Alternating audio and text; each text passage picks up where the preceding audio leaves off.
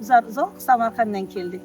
Angrenning Yangiobod sanatoriyasiga. Bu haqda eshitib, tanish bilishlarimizdan eshitib kelgandik.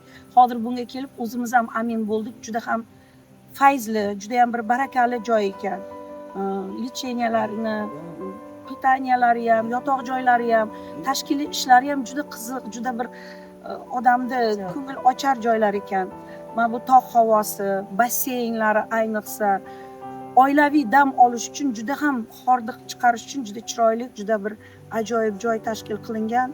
Bu kishilarning rahbarlari, ish yurituvchilari, medpersonallariga juda ham rahmat deymiz.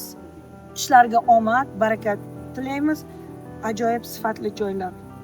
Tozaliklari, ayniqsa tozaliklari, ikki tomon tog', toza havo.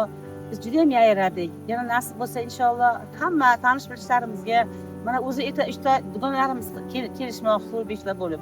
Hammasiga maqtab bu yerda haqiqat bu. Juda ham chiroyli, ajoyib sanatoriya ekan. Kelgan odam pushaymon yemaydi albatta.